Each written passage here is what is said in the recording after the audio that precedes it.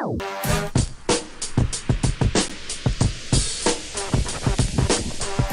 time for the shop report with Barbershop Jay.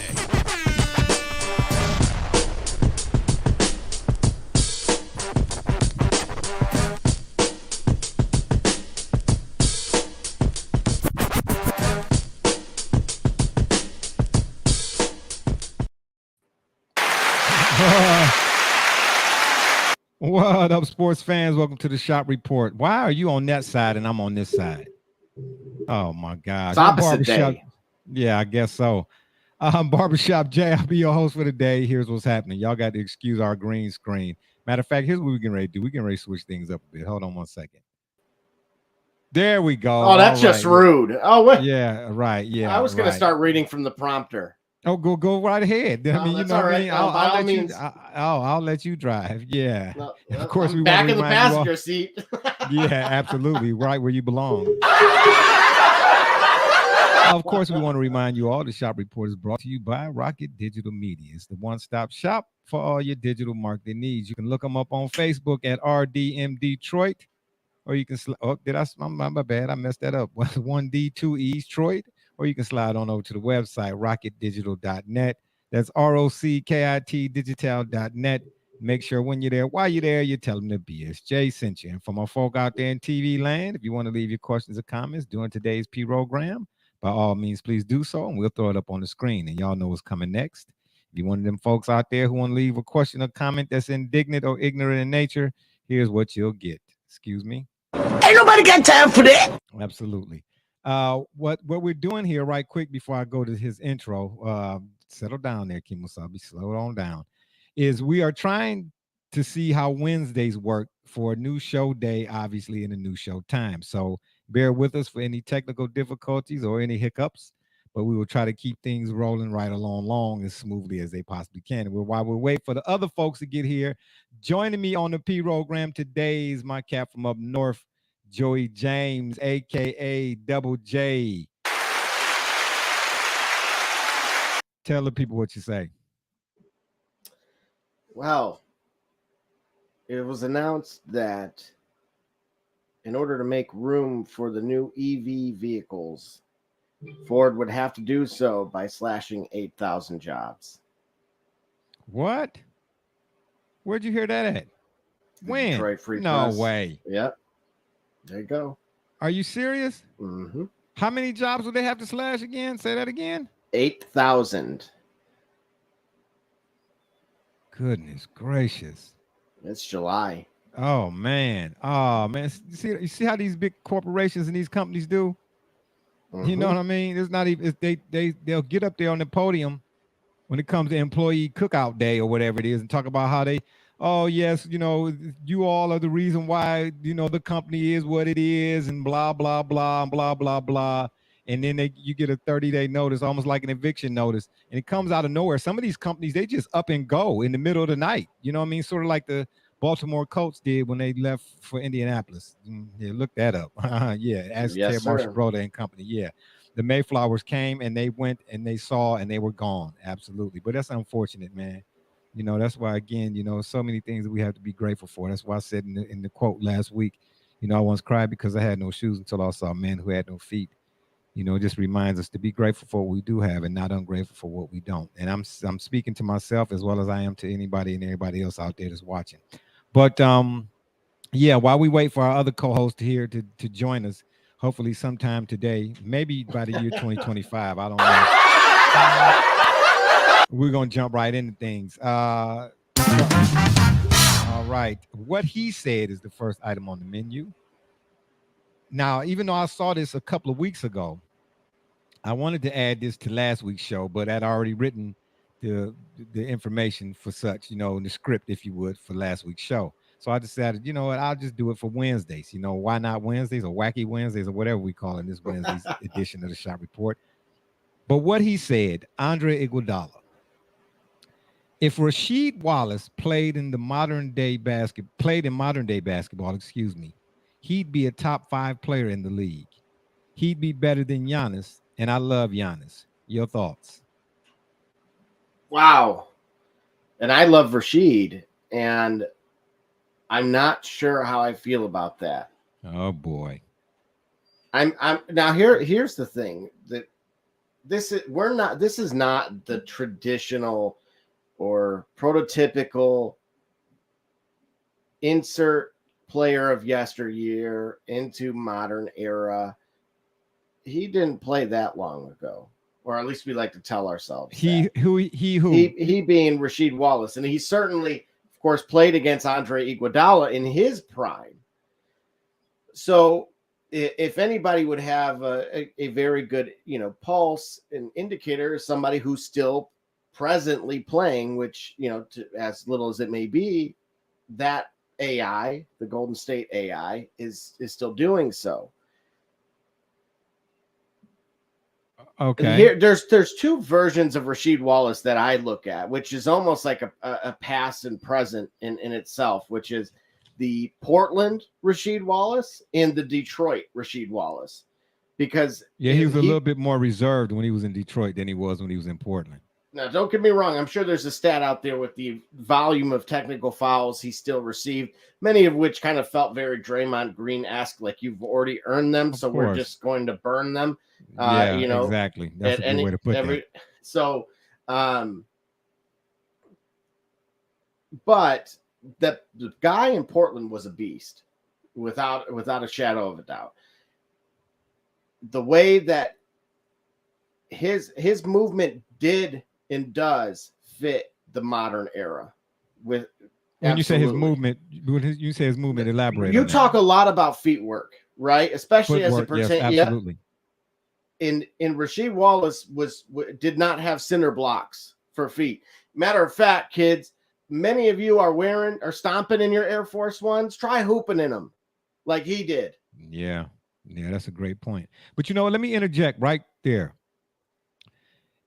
Obviously, it's a lot of people nowadays who don't even go back far enough to even watch Rasheed Wallace when he was at North Carolina. And then when he was at North Carolina, Stackhouse and company, it was still the North Carolina blue blood North Carolina with Dean Smith. It was Dean Smith, right? Yeah, Dean Smith was the coach. Okay. And the reason why, again, when we talk about eras of basketball, this era versus that era, I want to point out my main crux for mentioning or going back, seemingly like every time we discuss basketball, is always to point out the fundamental aspects of it.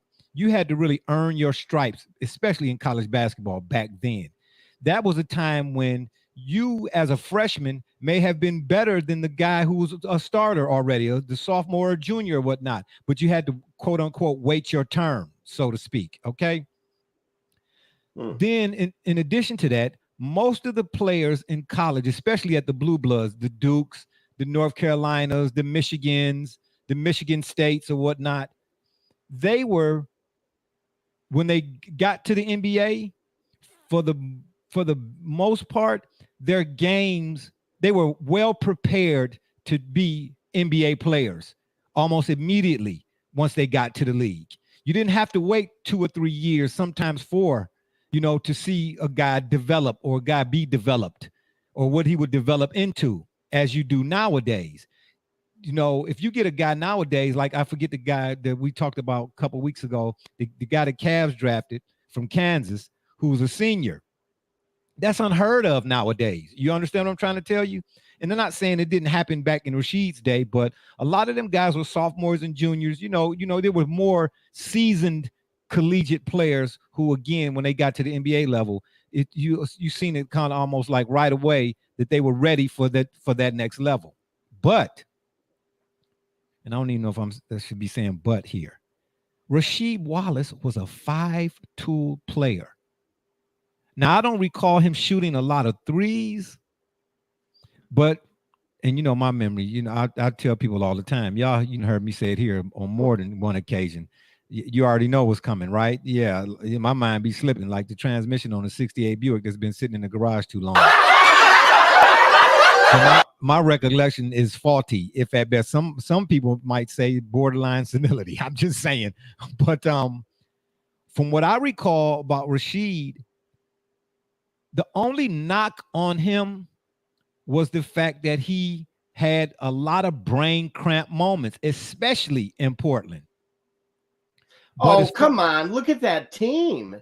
That team was a brain cramp.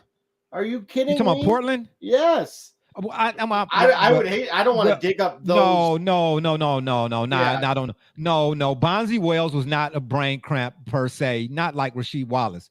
When I say brain cramp, Rasheed Wallace. And I'm just throwing this out here. I don't know this to be certain. But Zach Randolph. Are you sick? Come on, don't do that. Don't do that to Zebo. Don't do that to Zebo. Are you serious? No, man. Come on. When it came to technicals, Rasheed Wallace was probably in the top 2 in technicals. I know, but look at that. Even after he retired. That group was toxic together. They were their own worst enemy. Yeah, well, it was a lot of ego, and a lot of guys were young. Not making excuses for it, but a lot of those guys were young. But you had Brian Grant. Brian Grant wasn't no head case. Zebo wasn't no head case. Yeah, oh. Zebo wasn't no head case. Come on.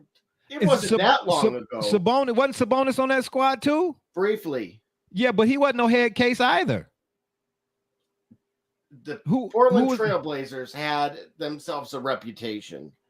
Well, they did have a reputation. Oh my gosh! There's an article. And I'm looking it up. Go ahead. I'm looking it up right. So something that I want to point out, though, that I think is really speaks to the why behind Iguodala's stance on this is if you look at the 4 position in that era, it arguably the case could be made that it was at its best. It was at its peak because you're talking about guys like Weber, guys like Duncan, Ben Wallace at one point in time was there.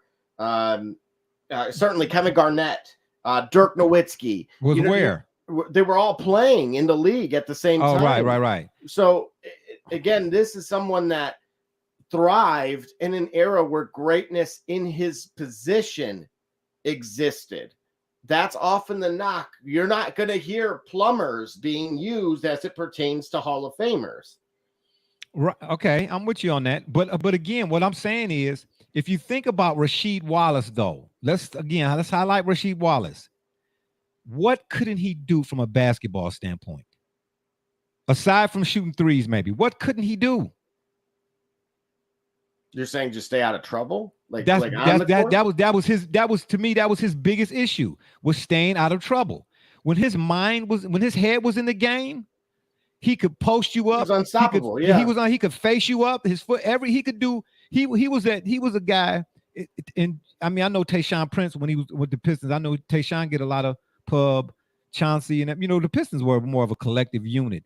But Rasheed Wallace, man, he was really like a X factor almost, man. You couldn't do nothing with him. Who could really guard him? There's a reason they had 0 titles before that acquisition. He was the missing piece. I'm in total agreement. I'm in total agreement with that. But here's the thing. I think other teams realized the only way to really get to him was to get him out his hookup. Mm-hmm. And once he got out his hookup, he was a done deal, throwing his headband or his jersey or whatever the case may be. You know what I mean? That's how you got him out of the game. But if there was ever a moment where his head was in the game from start to finish, man, that dude was a P-Rob-Lum. Like we say, P-Rogram, he was a P-Rob-Lum. But let me go down that Blazers roster right quick. Greg Anthony, would you say he was toxic? Well, some might. Obviously, his UNLV days, huh? Oh well, his UNLV day. I mean, that was UNLV. Come on, man. UNLV, they was special. Okay. Tark didn't. That's why Tark was always biting that towel. Stacey Augmon. Brian Grant. We'll go no on him. Like Gary Grant. Right here from Cleveland to Ohio, by the way. Shout out to my man Gary Grant. Antonio Harvey. Joe Klein. Jermaine O'Neal. There. Scottie Pippen. Arvydas Sabonis. And we'll say no to him. No problem. Detlef Schrempf. Now, didn't he get into some scuffles in Seattle? I can't recall. But we saying again in Portland. But you got to figure though, the league was a lot more tougher back then. You know, you could rough a guy up coming down the lane for a layup. You know, we had the no layup rule back then, from the park to the parquet and all points in between. Steve Smith. Look, there's a Bleacher Report article called "Thugs Are Us," looking back at the infamous Portland Jail Blazers era. Thank you. I told you it existed. Okay, but I told you it existed. Hey, but listen, but here's the thing though. We got a comment here. Let me see what the comment is looking like before we throw it up on the screen. All right, shout out Snowman. Hey, what it do, Snowman? It's all good. At the end of the day though, but see, that's okay. Remember, Sean Kemp was on that team. He's probably not listed, depending on what year you're looking at this. Because remember, he checked. I'm looking at 2000. I'm looking at the 2000. Okay, that was 2001. But right. Okay, Damon Stoudemire, Mighty Mouse, yeah. Mm-hmm. Rasheed Wallace, of course, and Bonzi Wells. Listen, whoever it is that wrote that article, first of all, tell me who wrote the article, and I'll tell you whether or not if they were biased against the Blazers. It just says Mike B. Yeah, right. I mean, I get it. They had a nickname, a moniker. Yeah, they had the Jail Blazers. Look, matter of fact, right away here. But I don't think that was apropos. I don't. May 2002, Zebo, your Zebo that you talk about, Michigan State Zebo. Yeah, but he wasn't on that squad though. Definitely want to, we know about Michigan State and Megan will. I'm gonna get it when I get off here. So, but Zebo was cited for underage drinking because obviously he had left the league early. Now, look, I get it. I know his story personally. Matter of fact, I tell her occasionally that I almost went to Michigan State when he had just departed. So I knew some things going on that led to his, where he went to the league intentionally. Then, of course, Rasheed Wallace and Mighty Mouse were cited for, at the time, misdemeanor marijuana possession. And then Ruben Patterson arrested on some abuse charges. And then, of course... Well, in that case, you're talking about the Colts owner, Jim Irsay. What was he arrested with? I mean, my gosh. Oh, yeah. No, I know. I'm just going through the list here. People are people now. Come on now. And then, of course, that followed by Quintel Woods. I'm going to ignore these charges and things, the specifics, because it was such a long time ago. Let people move on. And then Randolph actually punched Patterson. So that one I will specify. Okay. And then, so Zebo, who was an angel in your eyes, you're thinking of Memphis Zebo. I'm not saying that Zebo was an angel. What I'm saying is, for the most part, you could say that about half the league probably. The nickname is cute and all, but it didn't fit to a T. Jail Blazers. Come on, cut me in or cut it out, the Jail Blazers. Well, even Mo Cheeks got fired for cussing out Bonzi Wells. I mean, come on, it was a mess. Yeah, but I mean, no. I mean, if that's the case, okay. I mean, I get it. You're a Pistons fan. What would you say about the Malice in the Palace Pistons? Well, that wasn't our fault. Okay, but what would you call them Jail Blazers? The Pacers? The jail. I'm talking about the Pistons. We didn't fight. That was them. They made their bed. They lied in it. That being Indiana. That's why to this day it says in an alternate universe the fans object missed, and the Pacers go on to win the NBA title. That's what they're clinging to. Derek Anderson was on that team too. I didn't know that. Well, I forgot about that. Dale Davis was on that team. J.R. Ryder was Kelvin literally Cato, one of the deepest, best teams from top to bottom that I've ever seen. Oh, yes. Wait a minute. When we talked about that a couple years ago, and we talked about the Blazers being a heavy hitter. I loved that team. Oh, no way. Don't get started with me about this. No way. I got roasted. I got roasted behind that. No, you didn't. Cut me in and cut it out. Yeah, That's I did. Impossible. TJ, somewhere in the metaverse, find the clip and then merge it with this one, and there's your reel there. Yeah, do that, TJ, if you're watching. I'm telling you now, I was torn between that. This is same, era here, because this is the two teams that should have beaten the Los Angeles Lakers and represented the Western Conference was the Portland Trail Blazers and the Sacramento Kings. Oh, here we go. How did I know that was coming? How did I know that was coming? Oh my gosh. What? Listen, the Blazers had a 15-point lead late in the fourth quarter. Late in the fourth quarter. Oh no. They did. And Tim Donaghy was the ref.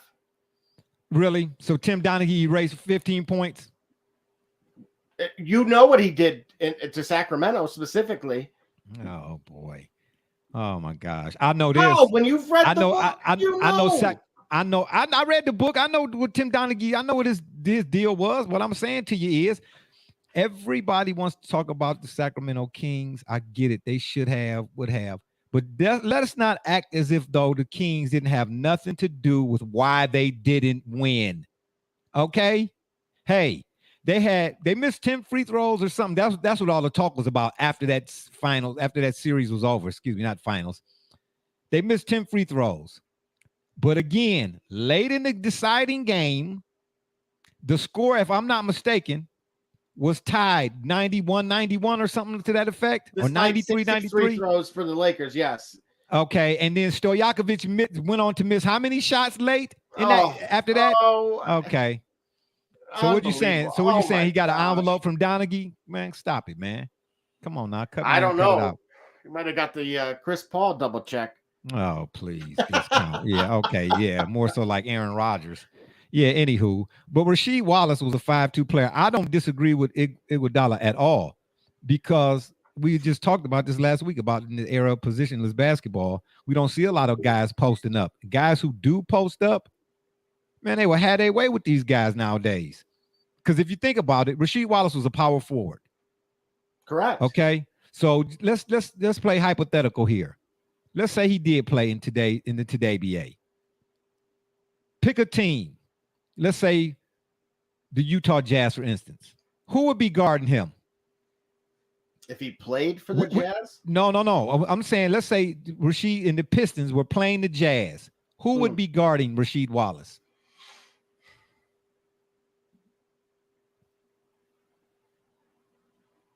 I don't know. And please let's not even throw Rudy Gobert out there. Even though I know Rudy Gobert is a 5, but let's not throw Rudy Gobert out there. Well, he got traded. Well, I'm saying prior to.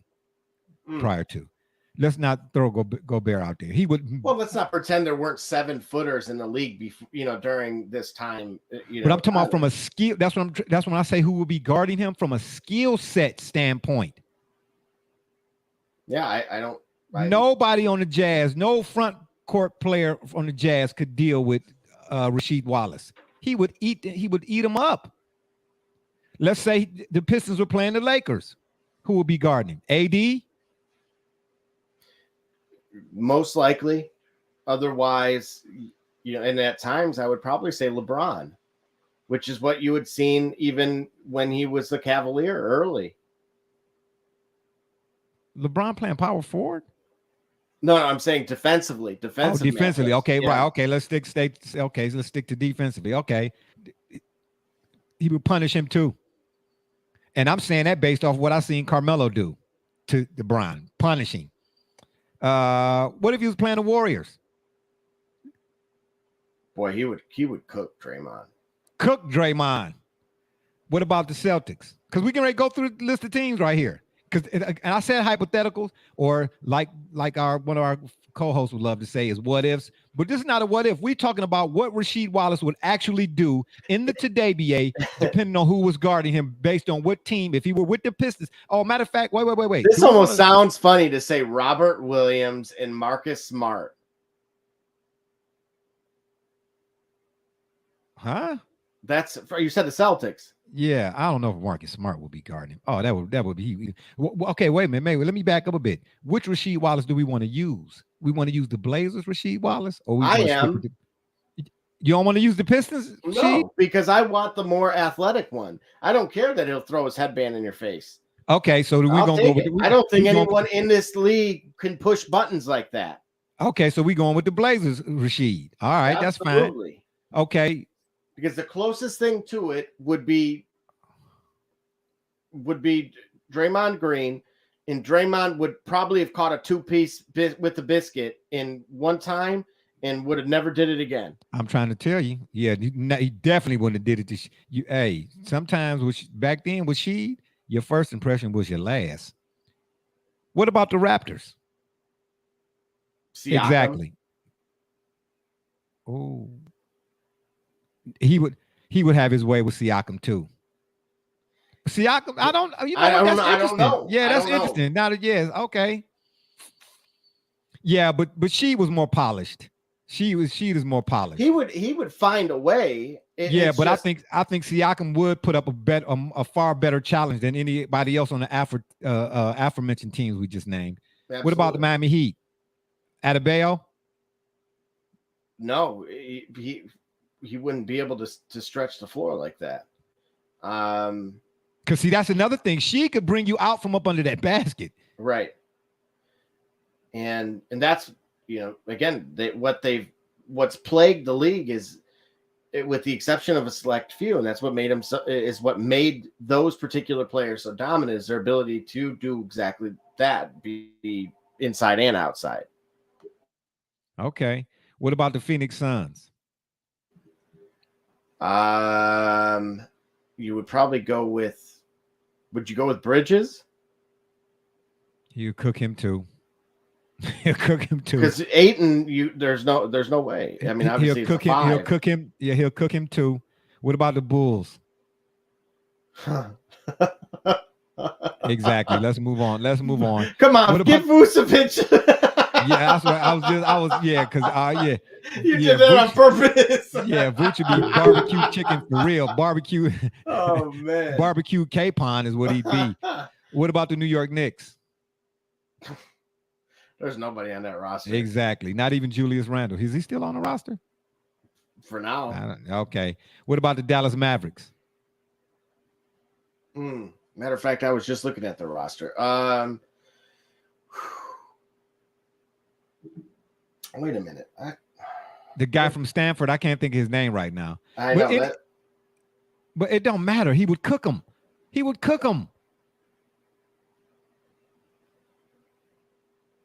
When I say cooking, I'm talking about every possession for however many minutes Rashid would play. I'm throwing the ball in the post. Wait a minute. So they probably have Christian Wood on him, because I'm looking at the lineup right now. Okay, so Christian Wood, but Christian Wood is not seasoned enough. He put up a fight, but he's not seasoned enough. She'd have 65 free throws in that game, man. 65. What about the Sixers? Joel. You'd have to, or Tobias Harris. They'd probably put Tobias.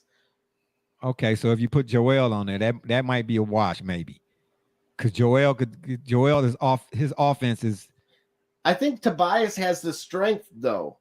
I mean, he would make that kind of. But Tobias would be in foul. Tobias would be in foul trouble too, though. Right. It would take a combination of the two. Yeah, Sheed's footwork was just. It'd be too much for most guys. That's why we're going through the list of teams. What about the Nets? Wait, DeAndre KD. Jordan, Don't say KD, because KD is too light in the backside. After the injury, he can't. His defense is not the same. Gotcha. So you're reaching at like a Blake Griffin. Oh my God. Oh yeah. Oh yeah. Barbecued pigeon. What about the San Antonio Spurs? Nothing. Now the Milwaukee Bucks. Now him and Giannis, I would love to have seen that. You think they put Giannis or Middleton? It'd have to be Giannis.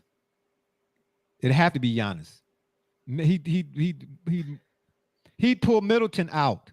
I just don't think Giannis's defensive footwork is not fast enough for me to say that turn, his length is what would bail him out. That's what I'm trying to say. Giannis is gritty though. You know what I mean? Yeah, she would have to use. He would get into it, but you're talking about like the definition of gritty, arguably. Yeah, she would have to use every tool in the toolbox though. But he has them. I know, but see, in some of these cases, what I'm pointing out is he wouldn't have to use but maybe one or two tools in the toolbox against a Christian Wood. But he'd have to use every tool in the toolbox against an Embiid and a Giannis. Have you ever heard the saying of someone that's so good at something becomes bored? Almost like they say geniuses inside. And I can say that about classroom. she too. Maybe she got bored at times. Is why he got into them head case situations. That is, I'm throwing that out there. If anybody else seems to, wants to take it and run with it, by all means. But that is the case that I'm making. What about the Timberwolves? Hold that thought. We're gonna take a 30-second break. I'll put that remote down. Don't y'all? Don't pick it up. It's Kate Cunningham. You watching the Shop Report? It's Chris Murray, and you're watching the Shop Report. Touch that dial. Max McKee, you're dropping in on the Shop Report. Hey, I'm Billy Butler, and thank you for watching the Shop Report. Hey guys, I'm Les Norman, former Kansas City Royal, and you're watching the Shop Report. Barbershop Jay, Quentin Hines, Super Bowl champion. I'm ready. Let's do it. I'm on. Commander Brown, Detroit Rivers Mountain Training, and I'm watching the Shop Report.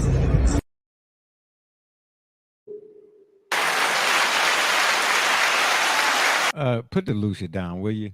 What about the Clippers? Yes, we are back. What about the Clippers? Oh, yeah, right. All right. Just because you got it in a different bottle, that don't mean nothing.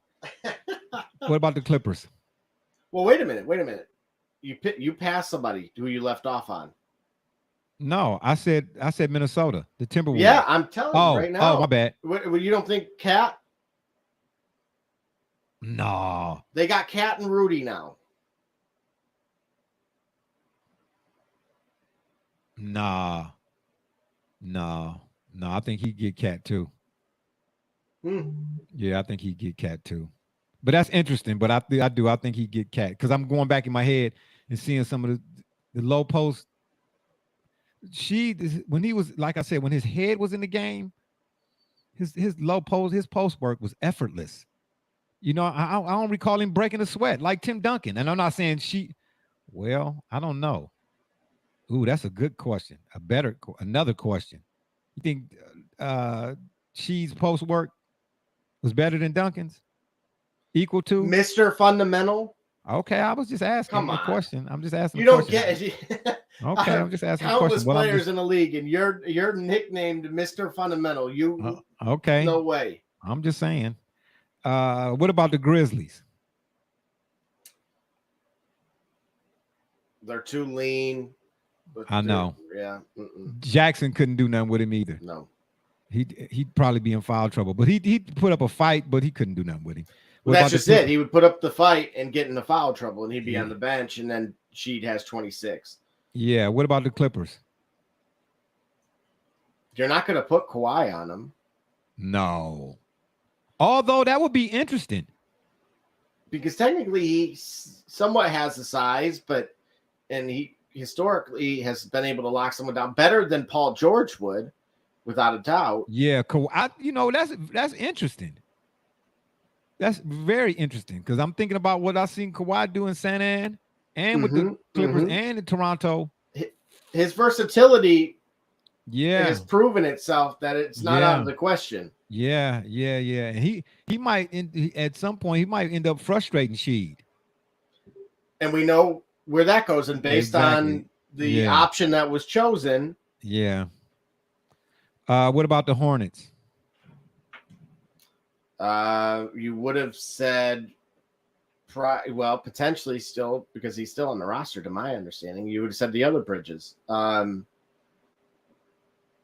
And that's it, because there's no way the Plum Lee kid is going to do anything. Or Oh, please. Absolutely not. Yeah.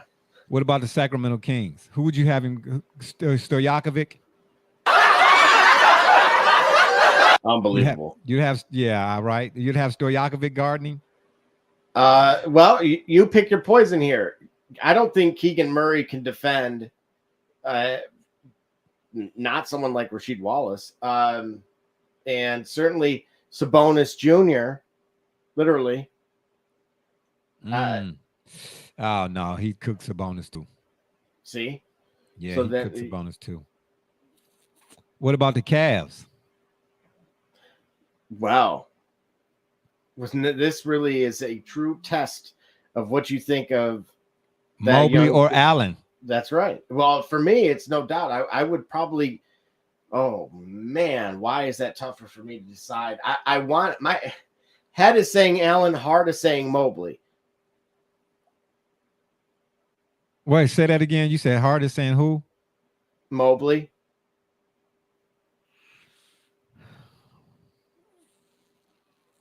Yeah, because if I'm looking at, you would probably put Mobley on him, but he'd probably give Mobley the business because of his inexperience. So if I'm the Cavs coach and I'm playing, especially that Blazers, I'm putting Jarrett on him. And then what do they do? He dishes it right Yeah. to Zebo or to Oh, Sabonis. that's why I asked you if And you it's wanted to just use the like- Pistons sheet, because you got Z. Come on now. That would have been more fair because you could have said, okay, well, Allen's with Ben Wallace, or you know what I mean, where it's like, okay, Exactly. That's why I asked you which sheet do we want to go with, but you said the Blazers, so we're gonna roll with the Blazers. What about your Pistons? Oh my gosh. And it's no knock on these guys. Oh man, they're never gonna let me into any event if I oh my gosh. I would probably say Isaiah Stewart, and Isaiah Stewart would end up in foul trouble. I was gonna say good luck with that. What about the New Orleans Pelicans? Jackson Hayes, no chance. Zion would be interesting. Yes, it would. You know what he'd have to do? He'd play more face up with Zion. Because who's first step? Who's first step? Who are you giving the first step to? In lateral quickness. Because remember, if Zion does, you got to give him at least the credit where if he gets the chest into you. I would give it to Zion. I would have to. Sheed is right there though. That Blazer Sheed. But if that's a wash. That's a wash. I'm sorry. What was his percentage from that turnaround jumper? The lethal turnaround jumper. Okay. Okay. That I don't know what the percentage was, but that's probably where I'd give him the edge. Because that mid range, because remember he played against Shaq, right? So exactly, you're not getting to the hole that frequently. Exactly. No, not with Shaq. No, and Shaq also wasn't going to contest outside of the the box area. Yeah, the box, right? Yeah. But Zion, man, I know Brother Rich hate that he missing this one. I know. What about the Atlanta Hawks? Okay, so who did they just get? Because they've made a few moves. Capella? He'd cook Capella. Well, Capella is a junkyard guy, so to speak. You really don't, you can't, he'd cook Capella. You looking it up? Yeah, because they just made a move for someone that Bogdanovich, nothing. John Collins. Oh no. Yeah, he'd cook, in other words, he'd cook whoever the Hawks had to offer. Yeah. AJ Griffin's a small forward, so he has no shot either. I'd commend Trey for trying, but that's all they do. No. Oh my gosh. All right. And what about? Well, we won't even mention this. We won't even mention this Trailblazers team because we're talking about the Blazers, so we'll skip them. What about the Rockets? You would have to put the new kid. The Nuggets. Well, hey, you got a 2-time MVP. That's all I'm going to say. And this is where I would say the critics of that would probably get their due. Because of, well, wait a minute now. I don't know how I feel about it. Jokic got good footwork. I just don't know. No, she's a little bit more fluid. Yeah. And that turnaround jumper. He'd use that turnaround jumper. I know, but I'm worried. The size. His size is what's bothering me. I know, and that's what gave me pause too. Yeah. But if he could, because we're talking about, look, Shaq had the same size and he got around it, you know, he was able to shoot over it. But at the same time, I don't know. Yeah, Don't ask me. Yeah, don't ask me. I'm leaving that one alone. Yeah. What about the Thunder? Chat. Oh my gosh. Oh my gosh. Oh my gosh. Oh my barbecue notebook paper. Oh my gosh. Where's Doc at? Where's Doc at? Yeah, where's Doc at? Yeah, for real. Indiana Pacers. Let's see. They really have no one down there. Nothing. Yeah, I gotta say it for them too. Nothing there could do nothing with Sheed. Nothing. Not even the GM. Not the yeah. Well, wait a minute. Well, he's not there anymore. I was thinking you were talking about Larry. No.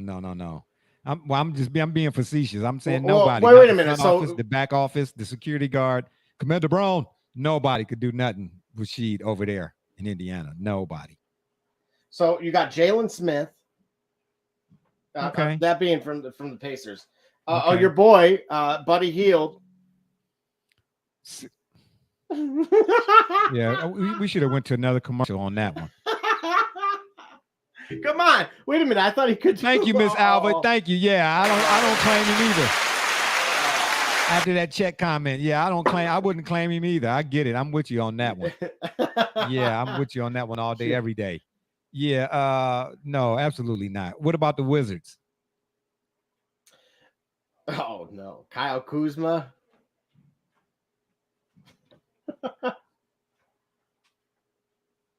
You know what? Hang on, and who else is there? No, yeah, he would cook Kuzma too. He would cook him. Yeah, he cook. Oh yeah, he'd be barbecue chicken. That's better than being barbecue notebook paper. Chet Holmgren, man, please. Are you? What serious? about Porzingis? Well, Porzingis, he would eat him alive, I think. Oh, please, the unicorn. Yeah, absolutely. He'd take the horn off the unicorn. If that makes any sense. Now wait a minute. You got Hachimura there. Oh no. You know, you've changed your stance on him. No, I like Hachimura, but no, he couldn't do nothing with Sheed. And see, here's the thing. Going back to Zion right quick. Even though Zion is still relatively young in the league, I think he get a pass, man, for having everything else. That's why I say that would kind of be a wash. She would have get the slight edge, my bad, over him of the turnaround, the fadeaway. Here's the thing: Isaiah Todd was getting cooked by Jaden Ivey in the summer league, but between him and Johnny Davis, and so again a 3 and a 4 for sure. But Johnny Davis defensively, I think, is someone that will grow over the next few years and be more of someone that, if we were to revisit this, would be more interesting as time goes on. Both of those guys, because I think Isaiah Todd has the offensive side of it, but lacks, at least presently, outside of length, the defensive side of things. Yeah, but as of right now, barbecue notebook paper. And then lastly, the Orlando Magic. Well, come on, we know who that is. You cook him. He'd be cooked. Yeah, I think he would force Paolo into turnovers like crazy. Oh yeah. Yeah, he would. Yeah, there's no shot. Actually, he would force Paolo into what he was known for: head case, brand cramp moments. Yeah, you're not gonna put. I mean, Mo Bamba, no. Bol, no way. No, absolutely not. Wagner. Yeah, absolutely. Oh, absolutely not. No. Yeah, so I'm kind of glad we went through that, man. But at the end of the day, I'm in agreement with Ig, man. You know, she would he'd eat most of these guys alive at the 4 and the 5, probably. I don't know. But the latter portion of what Ig said, he'd be better than Giannis. I don't know about that though. Think about what he said. No. Take it in the context based on what we just did, which is you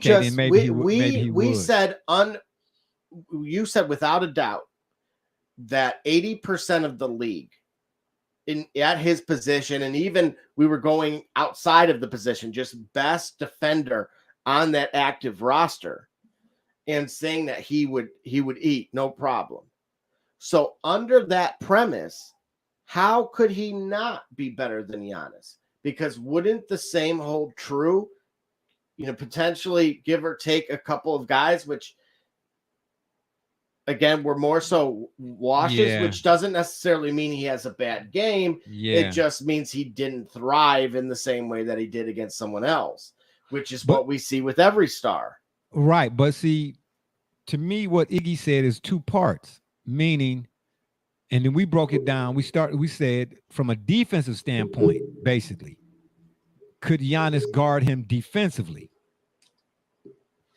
But the latter portion of what Iggy said, I think we got to look at it in totality, meaning on both ends of the floor. Giannis's footwork is not what Sheed's is.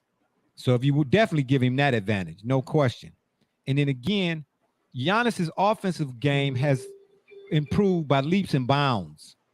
It has. But Sheed was just more lethal with it from an offensive standpoint. So yeah, I would say he is better than Giannis. Yeah, even now, I would give it to him.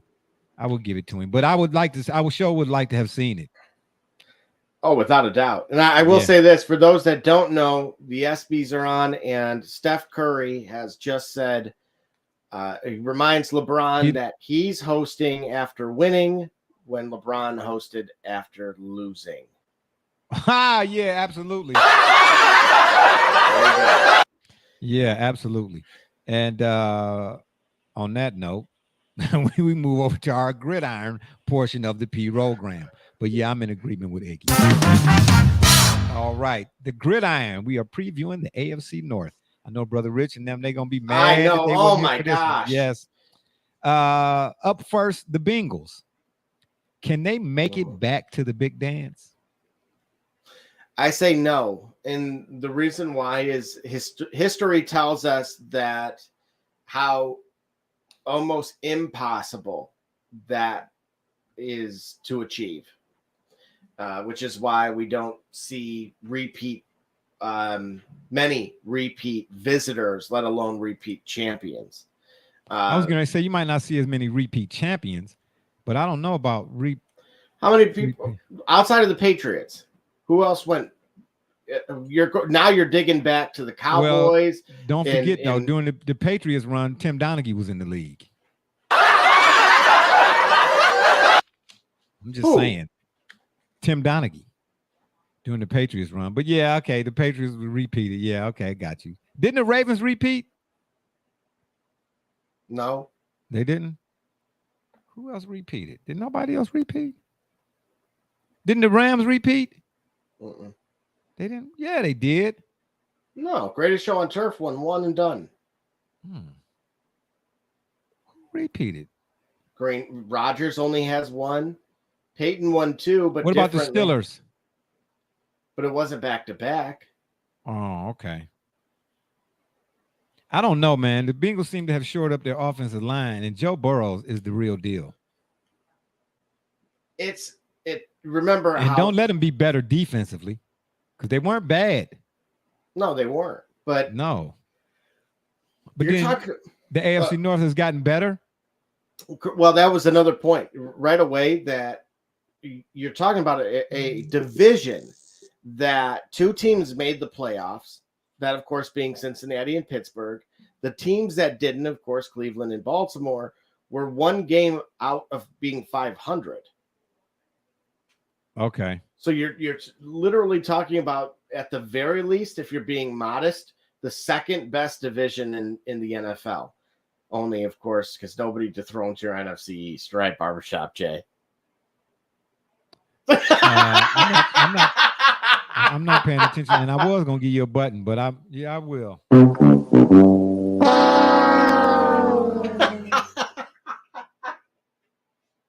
Yeah. Anywho, you want to finish that statement, or should I remove you from the doggone screen altogether entirely? Oh my gosh, man, unbelievable. It really is a difficult, and that's why the league, of course, is off of parity. Their schedule is going to be more difficult. I think, without a doubt, you could say every team around them in the division improved. Think about how important of a year, and I know we'll get to them, but there's certain question marks on each team contractually that will determine the fate of not just their season, but just their potentially pivotal directions that they'll go. And as it pertains to just the AFC North, I would say greater than some of the others. So that's going to have a huge influence too, that it would be no discredit to Cincinnati at all. It's just that everyone else around you continued to get better. That's what this league is about. So you can be as motivated as you want, Jamar Chase, that you're not a top 10 receiver in Madden, which I think was disgusting, actually, considering Michael Thomas has played 3 games in 3 years and somehow is in that's a popularity. That's popularity. That's ridiculous. Yeah, that's unbelievable. I don't even pay that kind of stuff no mind no more, man. Well, when you drafted Michael Thomas 2 out of 2 years and he played 3 games for you tend to feel a type of way. Yeah. What about the Steelers? Who's under center for them in 2022? Well, to be determined. You have Mitch Trubisky, which, crazy story, his grandfather and mine were actually bunkmates in Vietnam in the war. Well, like Brother Richard would say, this ain't your grandpappy's Browns, your grandfather. No disrespect, would probably be better under center for them this year than Mitch Trubisky, and he's a hometown kid. Right, he went to Mentor High. That's here. right around the corner from you. Yeah, right. Yeah, I'm not even sure. That's a quarterback carousel if there ever was one for this. Well, and then they drafted Kenny Pickett, the kid with the small hands. Yeah, from Pitt. Yeah, and as the ladies say, never mind. Oh, okay. See, Miss Megan. See what I'm saying? No, I'm glad she watches the show. I'm glad you monitor him. Okay. Disown him after you disconnect his monitor. But I got a feeling that the Steelers, they did that to try to make up. I might be taking off the tip with this one. But they were supposed to have drafted Dan Marino out of Pitt in that 83 draft. And they did not.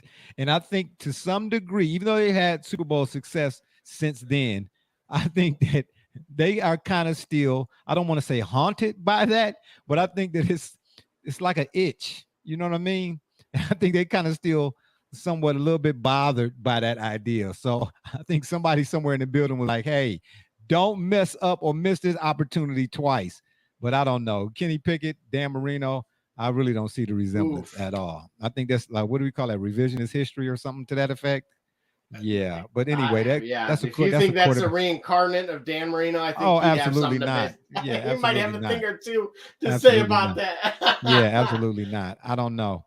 And I'm not saying that he won't be any good, but I'm telling you, Dan Marino at Pitt looked you could tell what he was going to be. Oh, without a doubt. To a large degree. Kenny Pickett, not so much. The Ravens. Can they avoid another rash of injuries? And what do we make of Lamar getting paid or not getting paid? This is the dice roll. And this was something that I was leading on to a little earlier, that the outcome, the Ravens are playing it this way. Prove us wrong. And you tell us the number.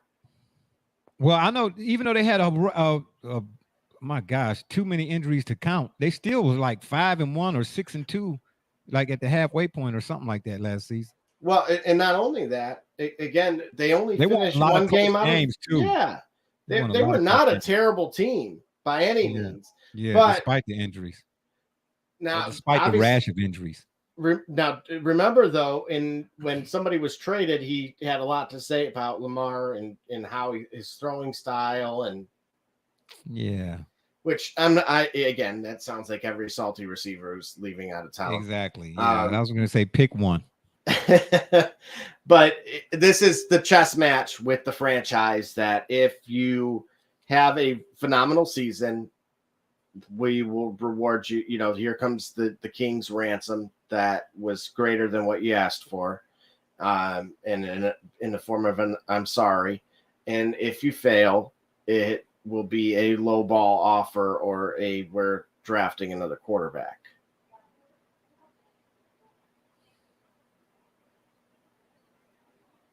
What? Nah, man. They're not going to do that.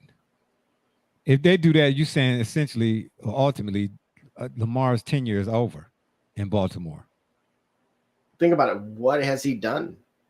He had one good year. One great year. I think he's been a huge victim of circumstance unfairly.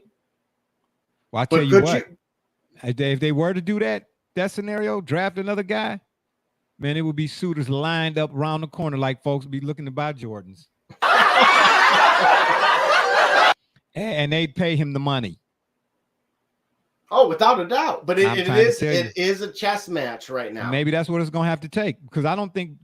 But remember, Jimmy G is now given the green light to seek a trade. So all this stuff's on the table right now.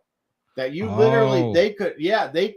There's, the season has training camps just around the corner. Yeah. There's still a lot of that carousel has not even really showed any signs of slowing down. Wow. But you know what though? I don't know, man.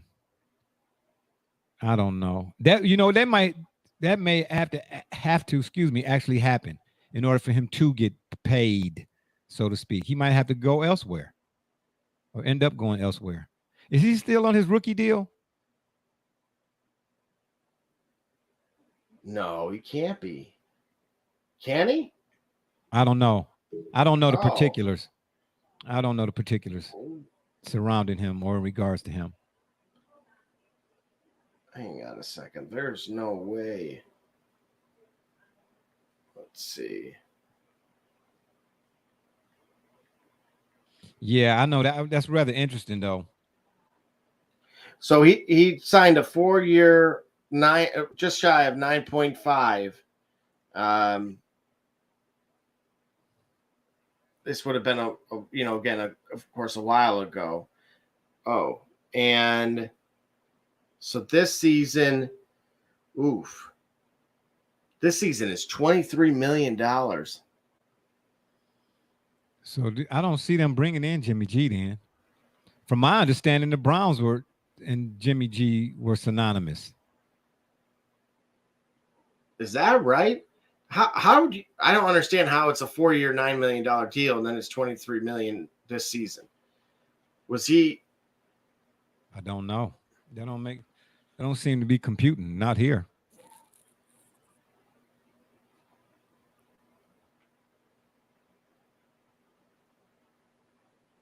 Yeah, that don't. Yeah, he's playing under the 5th-year deal.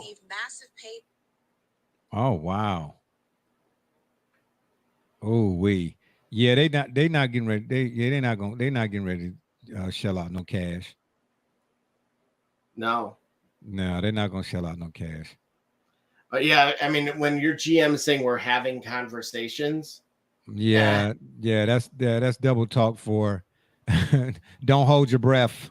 I'm just trying to tell you, don't hold your breath. Yeah, boy, oh boy, oh boy. Should he hold out? If I was him, I wouldn't. I think that would really it wouldn't do him any justice. They'd use that. They'd find a way to really add insult to injuries in his case. What about Watson's contract? And as it pertains they're not going to give Lamar. That's the problem. Watson didn't basically set the market, so to speak. Even though Watson hasn't played in the last, 2 years, so to speak, prior to, you could see what he could, think about what his best performance in that playoff game that he came back and won or something, whatever. Yeah. We talk about the talent surrounding a guy. You look at the talent surrounding him here in Cleveland versus what he had that year when he came back. You know, that was you're sleeping on the young guys. You're sleeping on the young guys. What do you Watson mean? never could sniff that running game in Houston. You're out of your mind. No, that's what I'm trying to say. Oh, what he did in Houston, you could, if you want to go back to like when he last played, what have you done for me lately, so to speak, but go back. Okay, when's the last time we seen Watson in action? Mm-hmm. If he was out of there after that year, that playoff year or whatever, then you could see, $230 million. You get what I'm trying to say?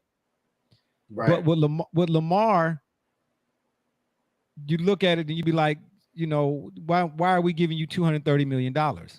Your MVP season, then it's, it's like a distant memory now. You know what I mean? Again, what have you done for me lately? It's been kind of like, like he is what he is. And can he be better than that? We don't know. And we're starting to see you well enough and long enough to you kind of lean towards maybe not. I don't know. And that's not taking nothing away from him as a talent or whatever the case may be, but you've seen what Deshaun Watson is and was, even going back to Clemson with his arm and his legs. Well, wait a minute. You're talking about. Wait a minute. And then Deshaun maybe you've Watson, forgotten who what? Lamar Jackson was. No, I didn't forget. What I'm saying to What do you mean? is, did Deshaun win the Heisman? I don't remember. No, but he beat Ohio State. Lamar Jackson win the Heisman? Yeah, he did. With Absolutely. far lesser talent. Yes, around him? and I don't take nothing from him. All But right. what I'm saying to you is, what Deshaun Watson is more complete of a player at that position than is Lamar Jackson, Heisman or not. Deshaun Watson beat Ohio State. Oh, come on. That's not even close. That's a litmus test. If you were to put Lamar Jackson on that team with that roster at the time, you're not beating Ohio State, yes, baby. you are. You're not beating Ohio State. Deshaun Watson had to beat Ohio State with his arm, man. He had to beat Ohio State with his arm. I don't know. I feel like there was a particular game against Notre Dame that year. Oh, please. Are we using Notre Dame as a barometer? Oh, wow. Seriously? Come on now. Notre Dame. No. No, yeah. And did that guy find his girlfriend ever? Matter of fact, Manti coming to Netflix. That is coming to Netflix. Well, because that particular day, he looked like he was still looking for her. But anyway, no. Deshaun Watson, I could see getting $230 million. Lamar Jackson, I know a lot of people out there not gonna like that. Not so much. And I love Lamar, I do, but oh man, I'm telling you now. Ask anybody on the street at the Pistons game or at Michigan State. Wait a minute. I'm saying Deshaun Watson is more complete of a player at that position than is Lamar Jackson. Oh, wait a minute. Now I get it. What? We've had this conversation before. Oh, that's gonna always stand. Absolutely, yes. You could put him in the Kansas City Chiefs offense, and he could win a Super Bowl. No. If you think, hold on, let me ask you this question: do you think Deshaun Watson in this Browns offense could win a Super Bowl? Oh, then why couldn't he win a Super Bowl in Andy Reid's offense? Then it wasn't the same. See, you caught. I got you. If you think Deshaun Watson could win a Super Bowl with this offensive around. Wait a minute. That line, don't get it confused here. That line was great. What line? Whose? Cleveland. And Kansas City's what in the year they won a Super Bowl? It was okay. Oh, please. They had Schwartz and okay, anyway, yeah, right. Got you. Let's move on to the Browns. I got you. If you think that Deshaun Watson could win a Super Bowl with this offense, then surely he could have won a Super Bowl with the Cheetah. Absolutely. Thank you. Matter of fact, I'll give myself a button. No. Oh, no. Yeah, thanks for the insight, Miss Megan. Miss Megan, excuse me. Miss Megan, yeah. Miss Alva, excuse me. Yeah, right. Got you. And then lastly, the Browns. Will they add another quarterback in case of a Watson suspension? Well, and let me mention, I don't think he should be suspended. If Watson is suspended, because they're taking too long with this whole thing, if you ask me.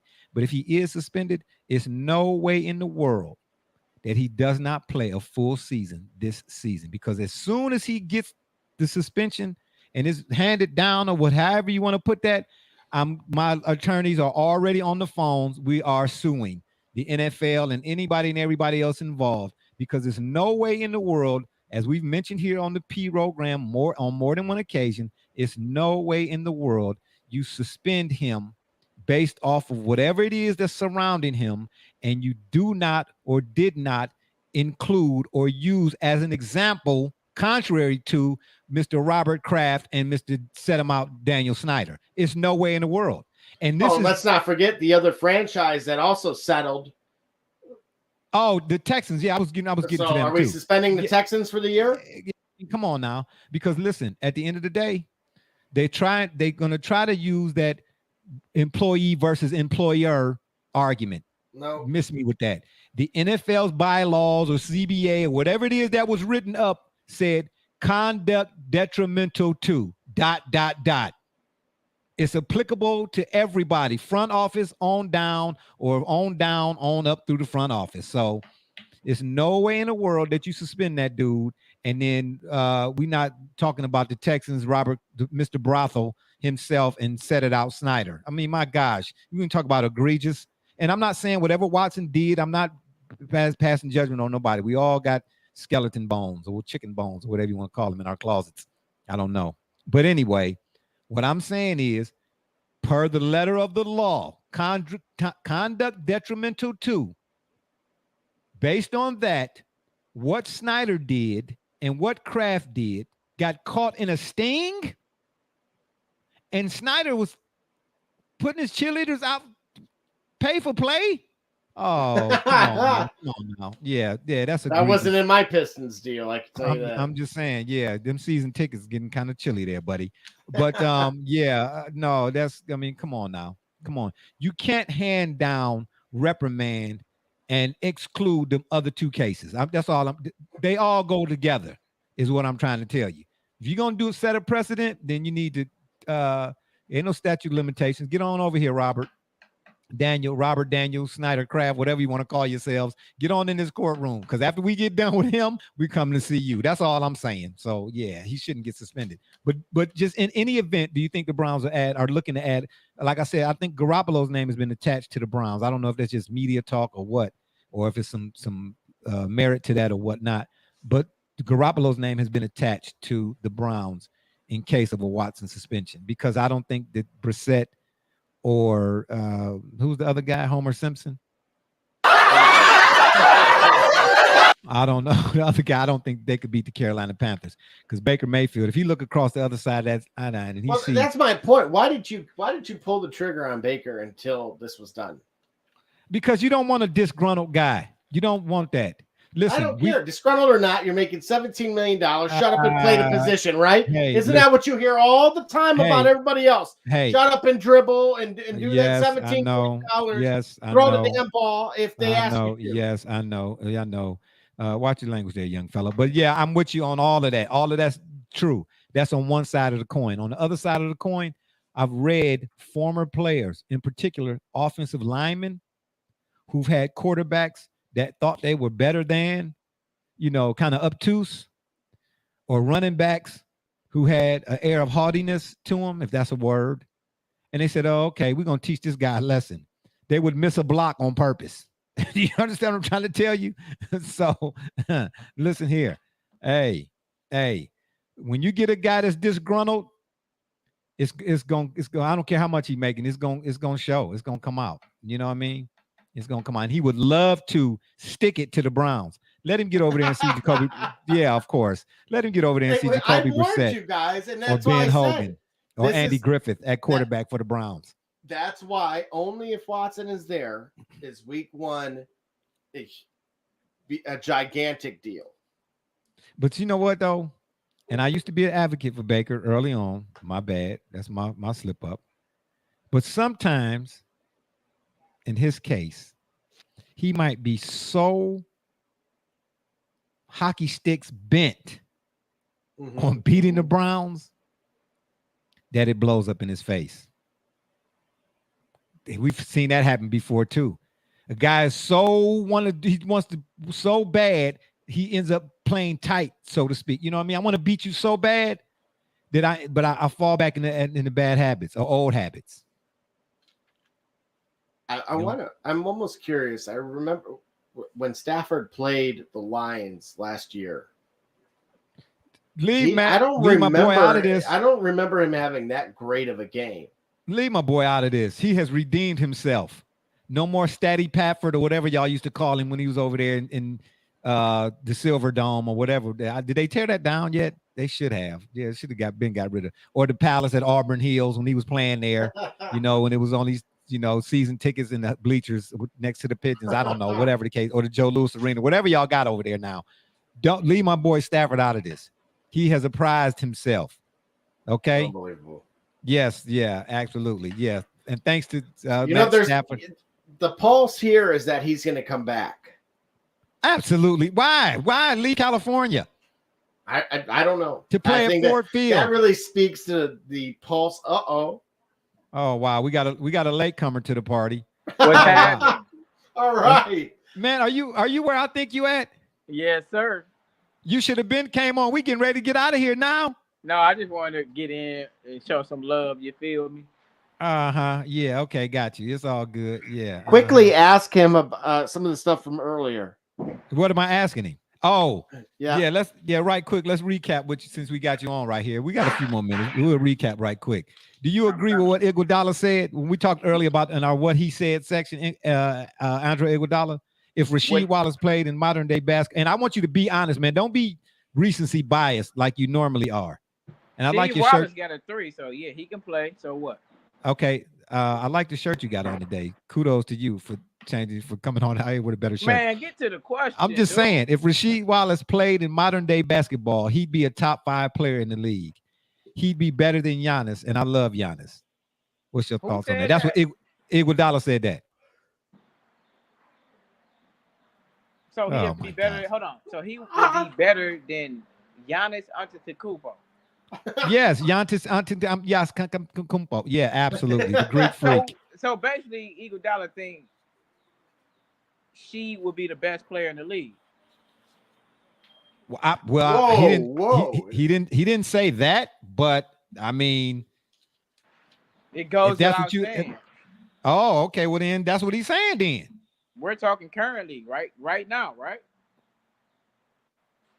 I guess so. Yeah. Based on what he said, if Rasheed Wallace played in the modern day era of basketball, he'd be a top 5 player in the league.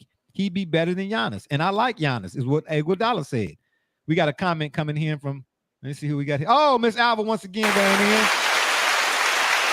She said, "Wow, you lost me at tearing down the Palace barbershop. I claim Double J back. Oh, I know you regret that. Okay, yeah. I know you're regretting that. Sorry." Hold on. So look, I'm gonna guess an expertise, right? Oh boy, who you bringing on the show, man? Hold on, I gotta pick up a little right now. Okay, got you. Here. Right.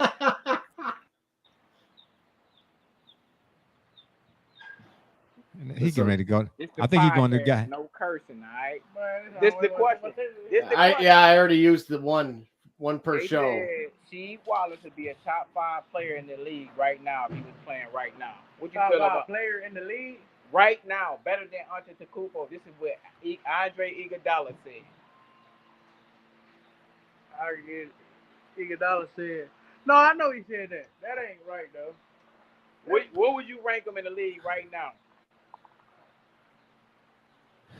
He'd be up there on the power forward side though. Top 3. Top 3 power forward. Right now. So it'd be Giannis. Giannis ain't really. Giannis is a center power forward for real? What's Giannis? Power forward or a center? Yeah, I think he played power forward because who's the Lopez brother played a 5. Yeah. So Ray said he'd be top. So he ain't really considered though. Giannis like a 3 to 5. He's a small forward. Iguodala said Rasheed would be better than Giannis, bro. No, Rasheed can't stay in the fucking game. Okay. He ain't out too much. Rasheed. Yeah. Draymond. Yeah, absolutely. Yeah, he'll be teched out every game. Ain't no way he could be that. He can't be the best player being teched out of every game, y'all. Okay, listen, but that's the thing. That would be the only caveat is the fact that he is a head case. But from a skill set standpoint, we went through the teams early. We went through all the teams in the NBA, right? All 30-something teams in the NBA. Who could guard him defensively with his bag? Giannis couldn't guard. Well, we did say Giannis. We did say that him and Giannis would be a wash. Yeah, we'd be interested to see that, obviously. But Rasheed Wallace would have more tools in his bag than Giannis. Giannis is offensive. No one player has ever stopped Giannis, bro. Not one. I'm talking about once he reached his peak, he has never been stopped one-on-one. It always been a group of three or more. Okay, listen. I said from a defensive standpoint, Giannis playing defense against Rasheed Wallace, he would have to really bring it. He had to really bring his A game because she can go and he could use every tool in the toolbox. Giannis is off. You got five players in the league. Yeah, Giannis's offensive game has just now, more recently, graduated to the next level. She'd always had an offensive repertoire. She'd always had everything in his offensive repertoire. Always. Giannis wasn't as polished an offensive player when he first got in the league as was Rasheed when he first got in the league. Okay, I agree. But I said once he reached his peak, which was 4 years in, right? 4 years in, he's unstoppable and has been unstoppable. 2 defensive players of the year. Come on, man. I'm telling you. The only thing, and but me and Double J, we agreed though. She would be, him and she, that'd be a good matchup. Well, hang on, TJ. Do you think that Zion could guard him? Zion can't guard a cheeseburger, so how he can guard anybody? Oh, you need to cut that out. He can't. You need to cut that. You need to cut that out. He can't. He can't guard a 6-piece from Popeyes. Come on, man. You need to cut that out, man. He I'm glad. Everything on the meat. I'm glad you went outside, man. Yeah, you need some fresh air. You need some fresh air, man. You need some fresh air. I can't talk about Zion game till I see that man on the court, man. That's fair. That's fair. I'll give you that. That's fair. What about Kawhi? What about Kawhi? Kawhi guarding who? Rasheed. Kawhi got real defense, man. That's like Pippen. Can Pippen? I put Kawhi at 100% up there by Pippen's defense. I still get an edge to Pippen, but you know what I mean? All right, that's fair too. That's fair. That's Who what we else did said. we struggle with, Barbershop? Joel Embiid. Yeah. You saying Embiid guarding Rasheed? Embiid guarding Rasheed. It'd be trouble. It'd be trouble because Rasheed got that shot. He can go outside with it. Embiid ain't that great outside defensively, but inside, I mean, post-up game, Embiid does okay. So. All right. And then we said the Cavs. Who would you have him guarding on the Cavs? Mobley or Jared Allen? Who would be guarding him, or who he would be guarding? Who would be playing defense? Who would you have playing defense on Sheed? Mobley or Allen?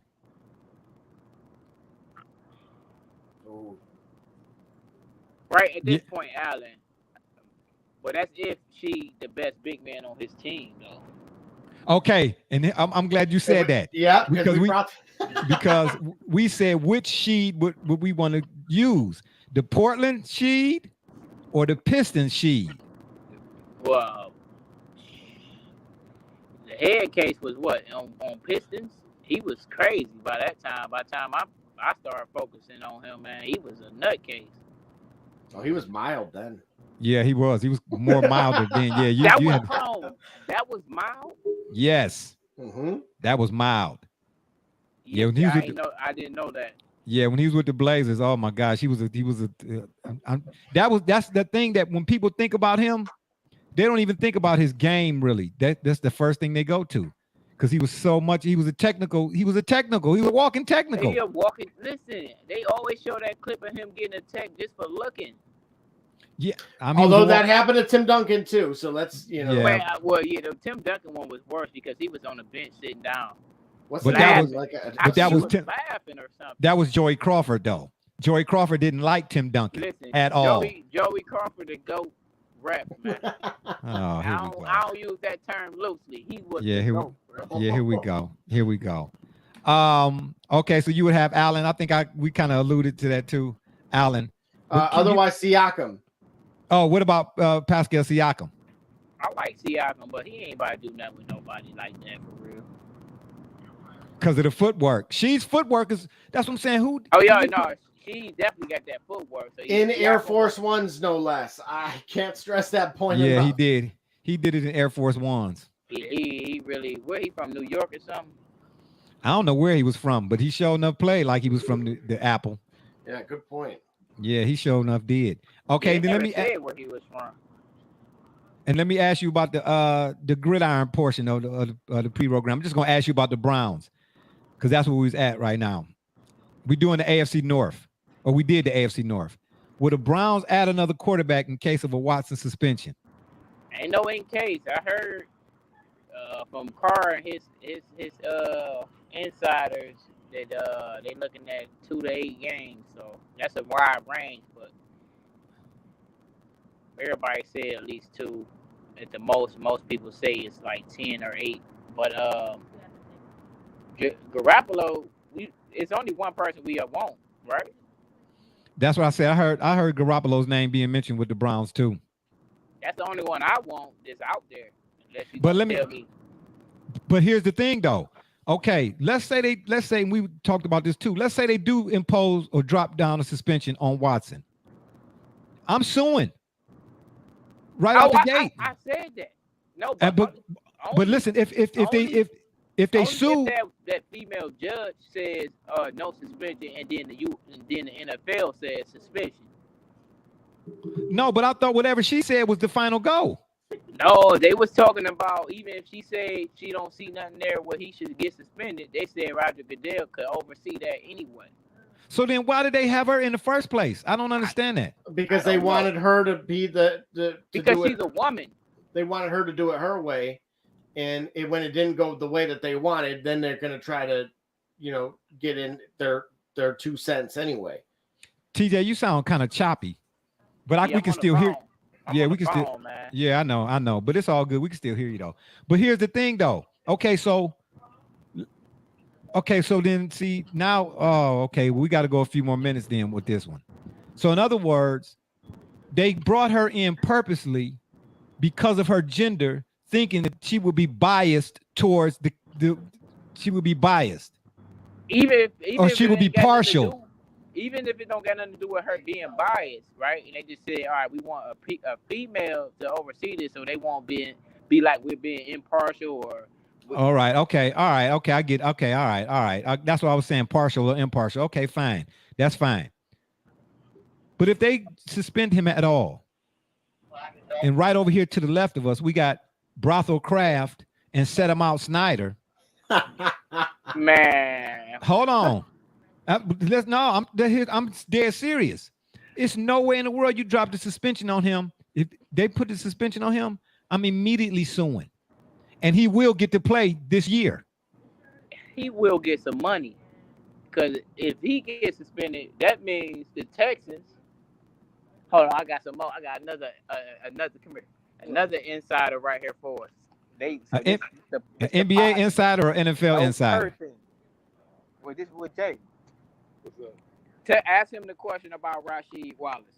Oh, okay, what's up? Hey, but no cussing, man. Okay, please, no cussing. We got 2 right here. Okay. Andre Iguodala said if Rasheed Wallace played in modern day basketball, which I'm calling the Today BA, he'd be a top 5 player in the league, and he'd be better than Giannis. Whoa. No, ain't no way. Me and my brother was already talking about this. He's too slow-footed. What? He could shoot. Who too slow-footed? On the Celtics, he was slow. On the Pistons, at the end, he was slow. He's too slow. What about Trailblazers? Trailblazers, he was young, but he was too wild. He get teed up all the time. That's what I said. So he'd already been suspended. Yeah, but let me ask you this though. From a footwork standpoint and from a skill set standpoint, being a 5'2" player, what did not he have in his offensive repertoire? He was overrated in the low post. He always liked to hang around the 3 and the elbow. No, See, but that mid range, I'm telling you, that Sheed had mid range game. He had mid range game all the way back to. He was overrated in the low post. No, but wait a minute. He was in an era with KG, Tim Duncan, Shaq. Who else? Chris Webber. You're talking about all Hall of Famers. And all these guys are probably better than him too. Nah. Hold on.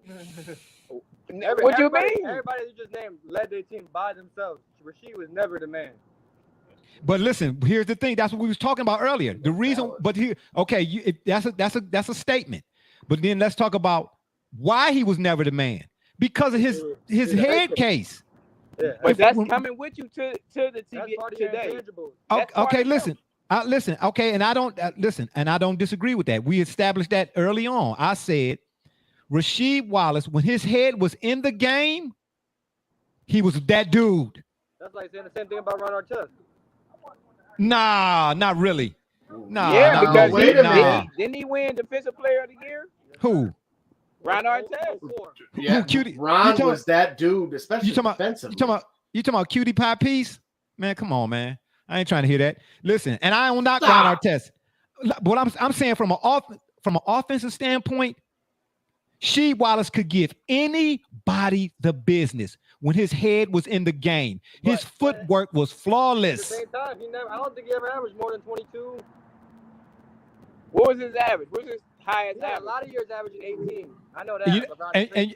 Okay, and that's fair. For that time period. Yeah, that's fair. But you know why? You know why he only averaged 18? Because he spent half his 48 minutes on the bench from having a head case moment.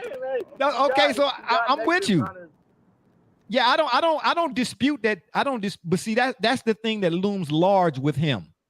Because if you think about the Rasheed Wallace, because we went back to North Carolina too. Think about the Rasheed Wallace in North Carolina and who he had to go up against at North Carolina, guys that was going to the next level. Damn, I didn't even know that. He was murdering them dudes, man. Yeah, I mean, 99 and 2000, he was averaging almost 20. 19.2, 19.3, shooting 50%. Wait, he still can't get past Duke with Shane Battier. Man, come on now. That's man. Now you talking you talking conspiracy. You talking conspiracy theorists now.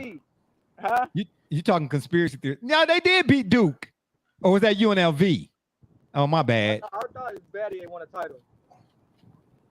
Yeah, Battier did win the title. Yeah, Battier. Yeah, I mean, I give you that. Battier did.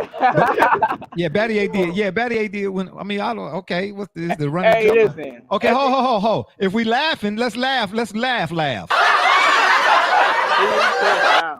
Huh? Nothing. Hey, so listen. At the end of the day, top 15. Oh man. Anyway, go back to what you were saying about Deshaun Watson. Era, I just don't see enough people being able to guard him. That's the problem. That's right, and that's why I'm saying you gotta bring the whole player. You can't just bring his intangible, his skills. You gotta bring his whole character. Yeah, that's what I'm saying. There's a lot of guys that That's like saying we bringing Michael Jordan, but we're gonna turn him to a nice guy. No, you can't do it. He has to be the technical problem. Yeah, that's fair. That's fair. Be out half the damn game. Yeah, that's fair. Yeah, we are. Yeah, that's fair. Ignoring that part. Yeah. Well, it's not that we're ignoring it. Well, I mean, look, it's not we can say the same thing about Shaq, about him never hitting his actual ceiling. And I'll give the example of his birthday party at the Staples Center versus the Clippers. And the Clippers would not give him extra tickets for his buddies. And he put up crazy. 61. Yeah, he went crazy that. But listen, though. Your boy Rasheed would even be out more games because of how soft the league is, right? I don't know. Or would he be more? Would he be more? If Draymond gets suspended like he is, Sheed is like almost. Oh yeah. Well. These refs would be so scared of him. Yeah, he'd get attacked before he even got out of his warm-ups. I think he did get one before out of the warm-ups for the Pistons. Yeah, I mean, he might have. Before the game, I'm not like, listen, I ain't even used to watch basketball like that. I remember something like that with Rasheed, man. He got checked before the game, bro.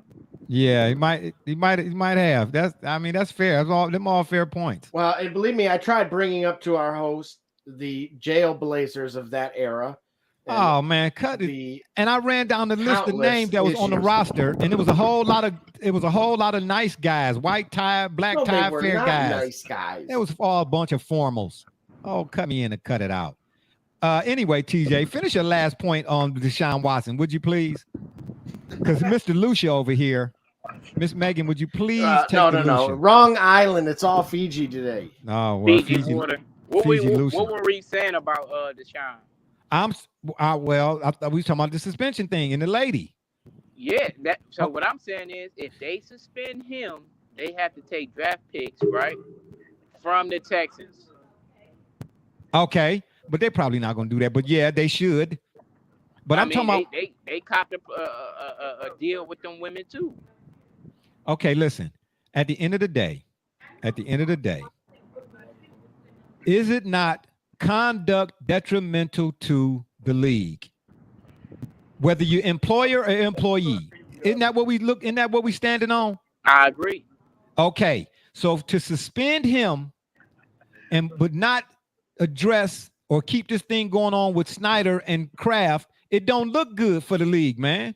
All right, so here's what it says. If there's an appeal, which is based off of her ruling, the personal conduct policy following communication of the disciplinary decision, either league through the management council or player through the NFLPA may appeal the decision to the commissioner. So it wouldn't be the commissioner requesting to if she decides in something in favor, a favorable outcome.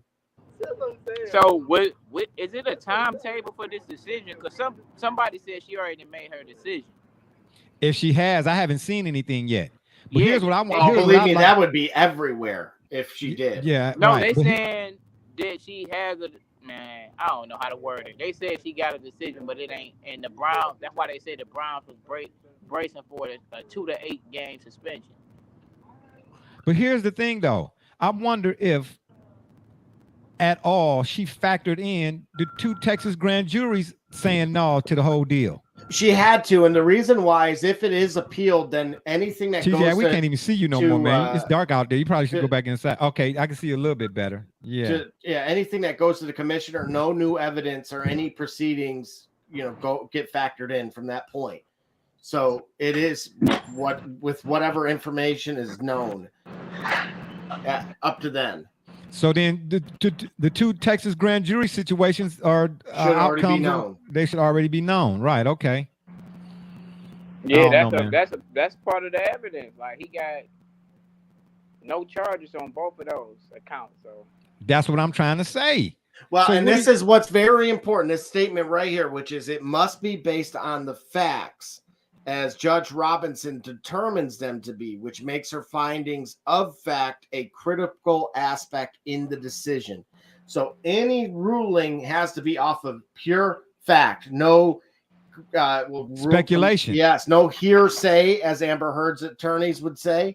Okay. It's got to be what's known. Okay, so in that case, then what we know is to be the facts, and I'm not going to mention all of them here. The fact is, like I just mentioned, 2 Texas grand juries didn't find enough. Not 1, but 2 Texas grand juries. 2, there was one of the ladies whose sons was interviewed. I don't know if by the NFL or by the judge or whoever she may be. The lady's son, one of the girl's sons, was interviewed, and he basically told on his mama without realizing he told on his mama when it came to once they realized they was getting some money or whatever, and she changed her story. That's a fact. You see what I'm saying?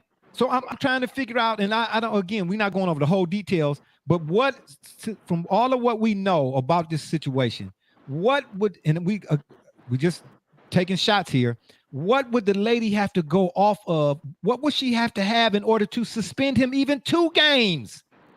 Well, here's the thing, public reaction. What do we talk about frequently about saving the shield? I'm not kidding. Even in this article, would it be awkward to say, Judge Robinson, sorry, we think it should be 17 games, not 4? Okay, so hold on.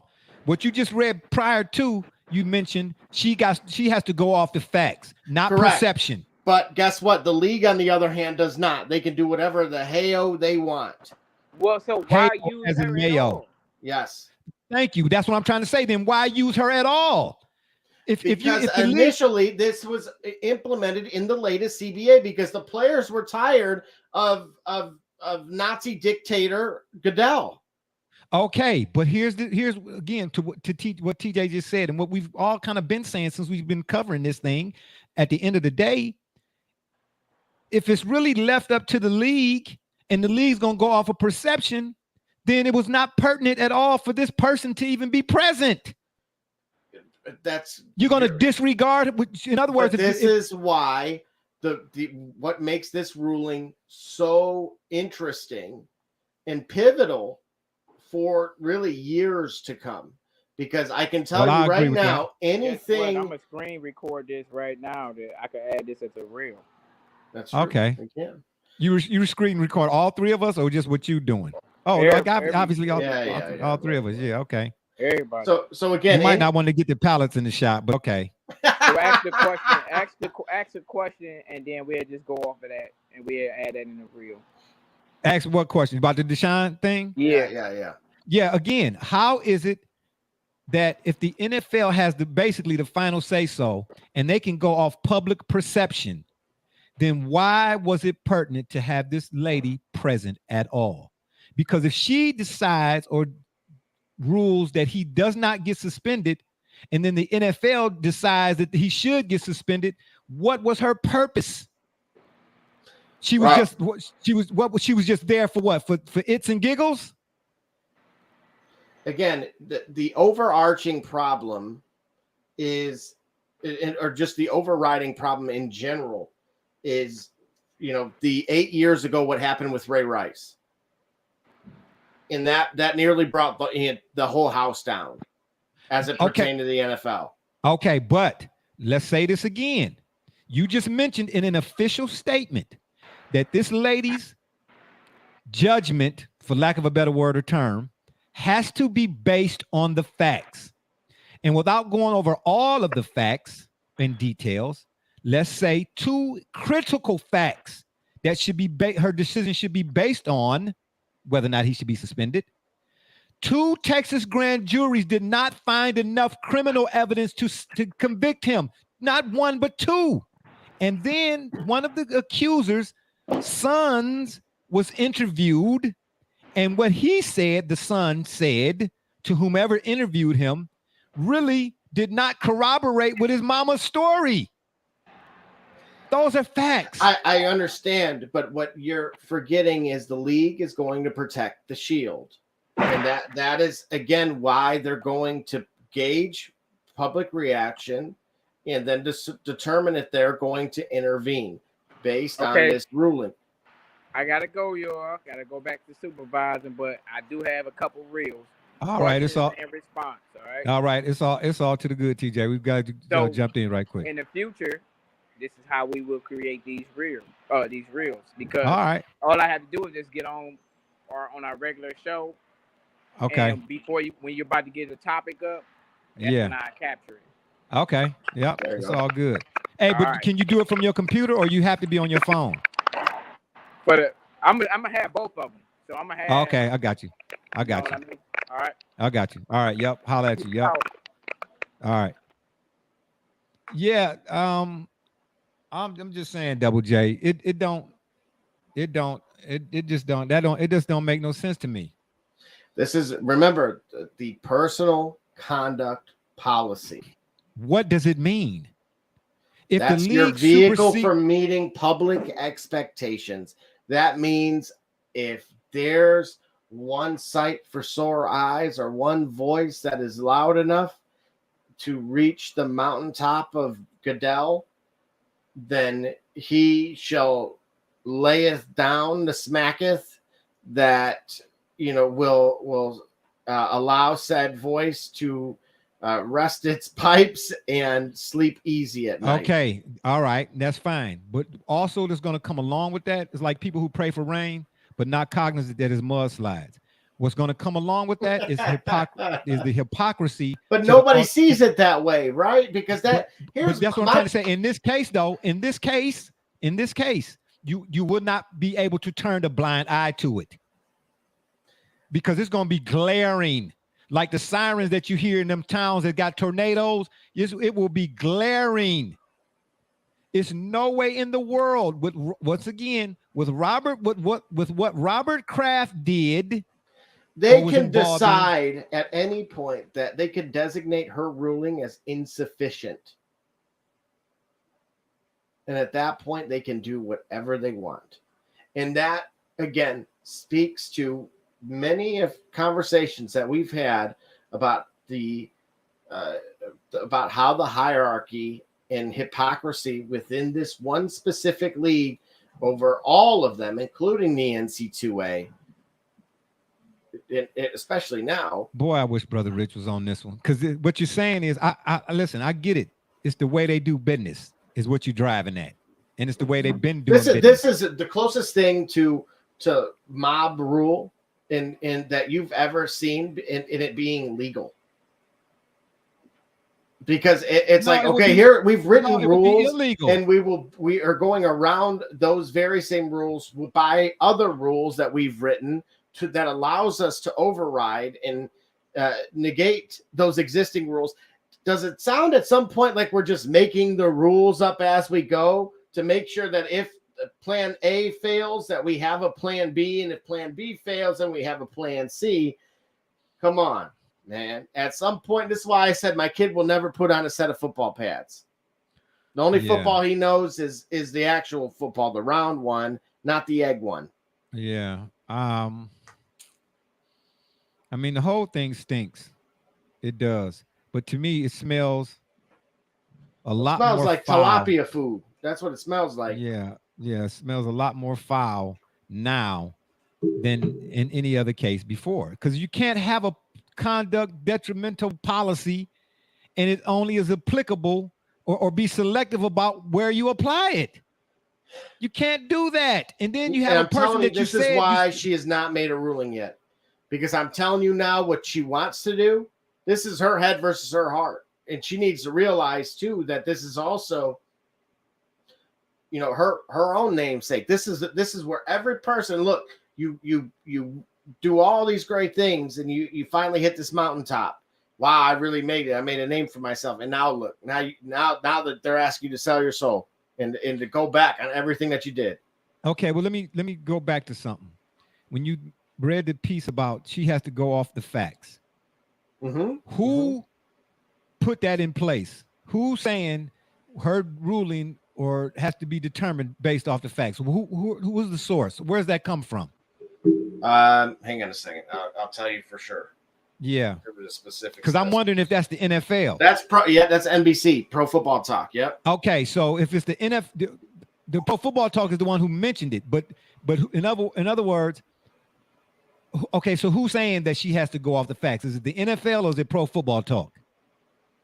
No, the NFL has told her that's based on. Okay, so in other words, this is what I'm trying to. This is what I mean. This is what I'm saying. You see how all this is unwinding and it's uglier and uglier by the minute? Because if it's the NFL who says that she has to go off of her rendering or judgment has to be solely based off the facts, if I'm saying it right, and then you turn around and if she rules in favor that he doesn't get suspended, and then you turn around and go over her head, then you win. What rule are we going by then?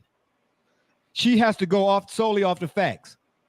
So here's but if the facts are but that's a asterisk, because if the facts are not in favor of the NFL, then we're going to supersede her. We're going to go over her head and do something else. That's why, because the loophole is in the personal conduct policy.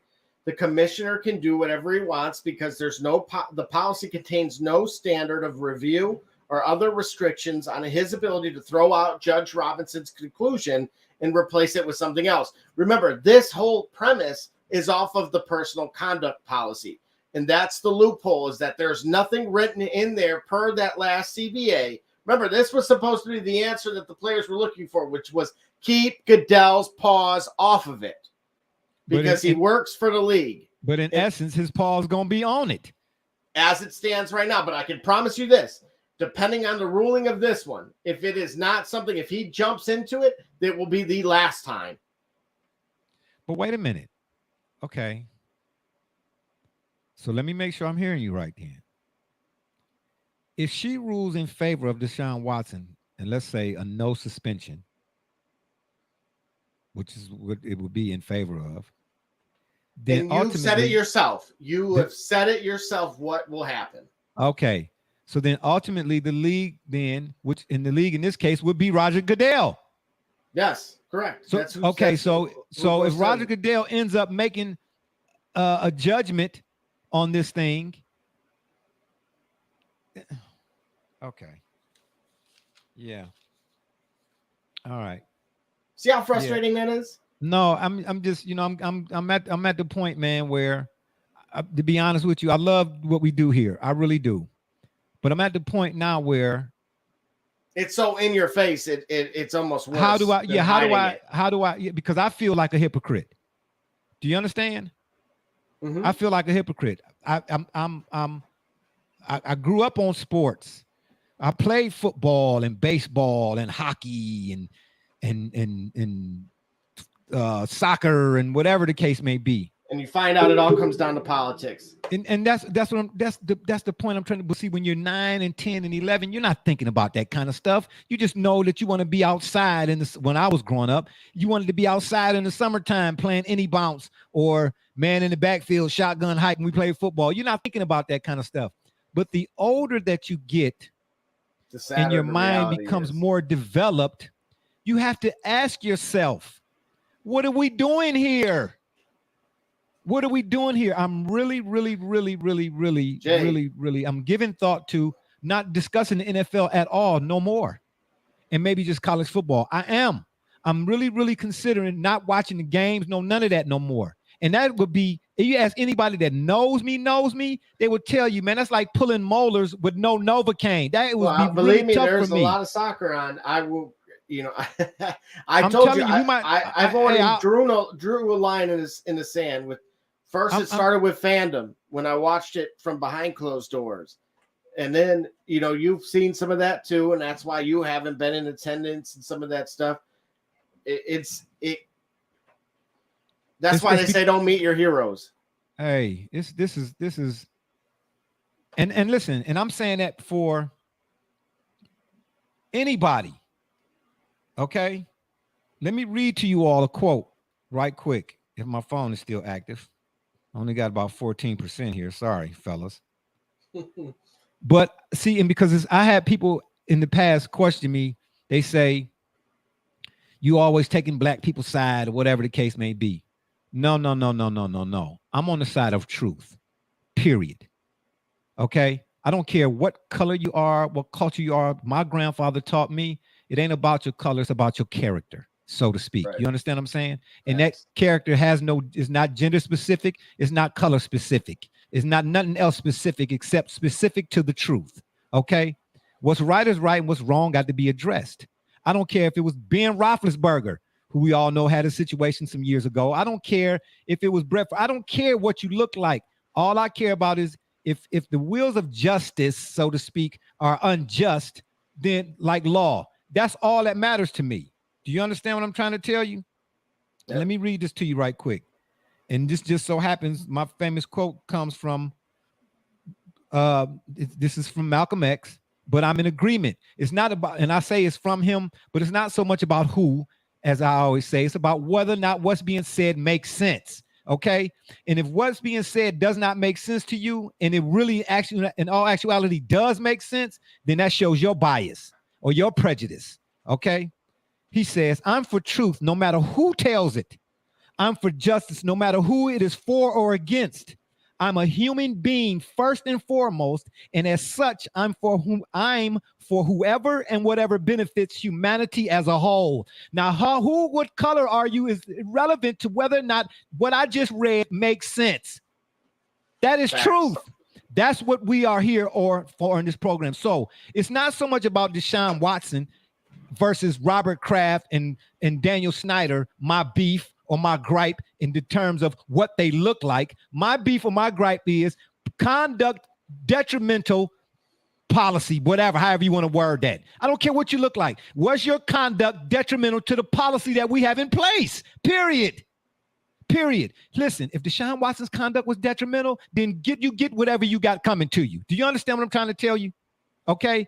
But when we do, which I don't like to do ordinarily, but when we do this comparatively speaking, so to speak, and we put them all in the same bag, there's levels to this, right?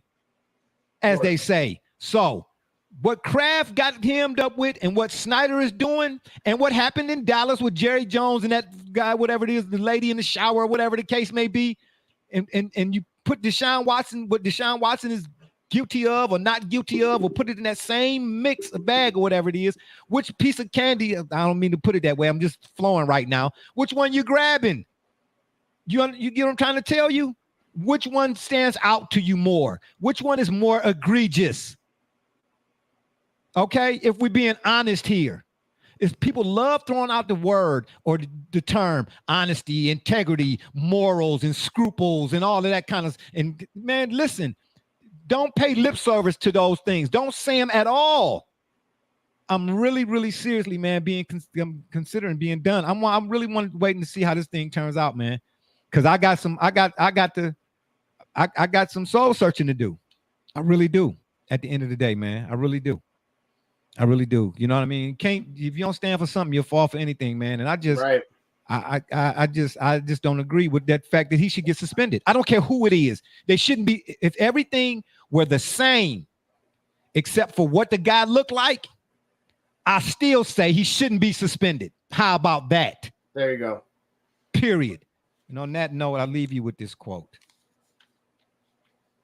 Every deed is judged according to its intent, and you will surely get the reward of that which you intended. Ponder on that, or cogitate, ruminate, as some might say.